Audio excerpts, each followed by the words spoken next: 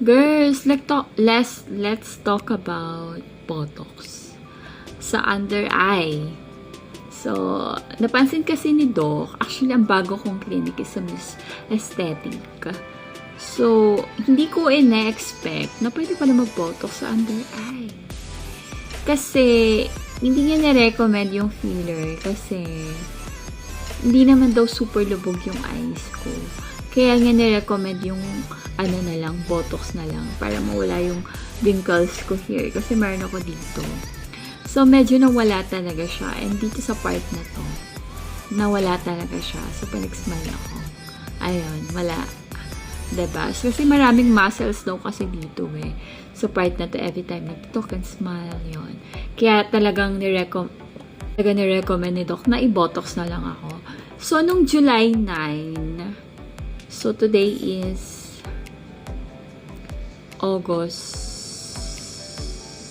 September. September 9 na pala na nagpaano ako, Botox. So, touch up na lang to. So, hanapin ko yung Botox ko nung first session ko. So, first Botox ko is noong May 26. Ayan. So, ang kapal ng eyelashes ko pa noon. So, May 26. First Botox ko dito sa under eye. And I love the result talaga. So, kung makikita niyo dito, actually, meron ito. Tinitingnan ko. Sobrang ganda. Girls, nung result ng Botox. Sobrang nagustuhan ko talaga siya. Imagine mo, anong ano na May 27, May, June, July, August. So, 3 months na. And then, nagustuhan ko pa rin talaga yung result ng Botox. Ayun, kasi wala pang nakapagsabi sa akin yan. Kasi, ang sabi kasi sa akin nito, masyadong manipis daw kasi yung balat ko dito sa under eye. And then, meron pa siyang ni-recommend yung Rejuran. And, Biot, I forgot to something. Basta Bio is stimulate. Basta parang ganon. So, yun kasi parang mga dot daw. Talagang maganda daw talaga. Talagang nakaka-lighten din siya ng under eye. So, ako naman, sabi ko, ayaw kasi nung ganun may dot. Siguro maybe try ko next time. And medyo pricey din siya, I think. Parang 35,000. Mas maganda daw yun kaysa dun sa nagamit ko na Ultracool. Kasi, yung first na Ultracool ko kasi is 35,000 din kasi yun. So, tumagal naman siya ng 6 months sa akin. Tapos, ayun.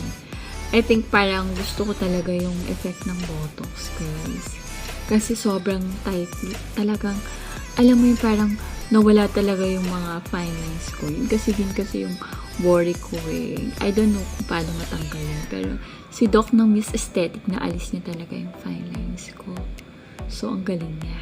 Lalo siguro kung tinay ko yung mga Rejuran or mga ano.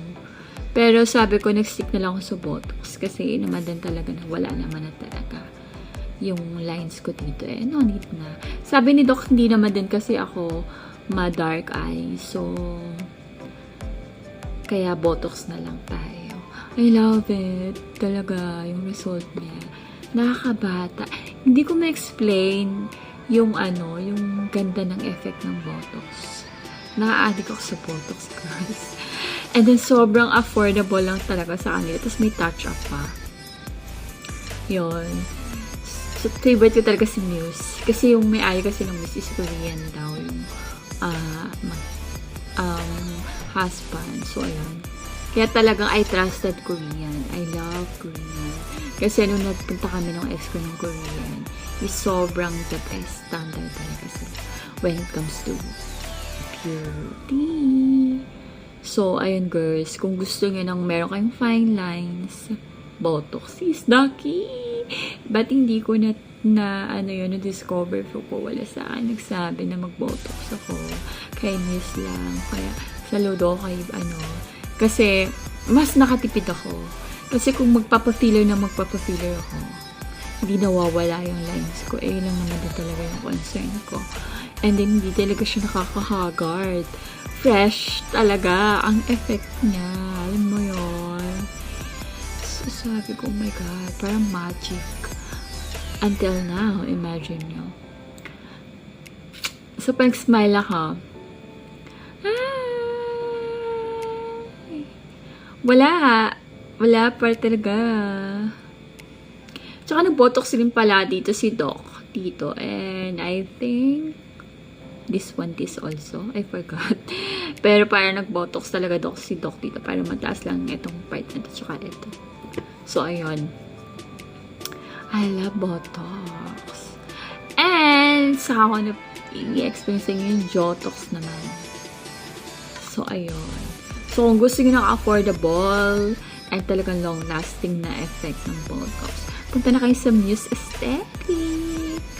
Kasi, magaling talaga ang doktor nito. Sobrang affordable. Sabi ko nga, sa kanila pag-usapan yung pala yung sa Jotox. Kasi sa next topic na natin yung Jotox. So, ayun lang, girls. Thank you for watching.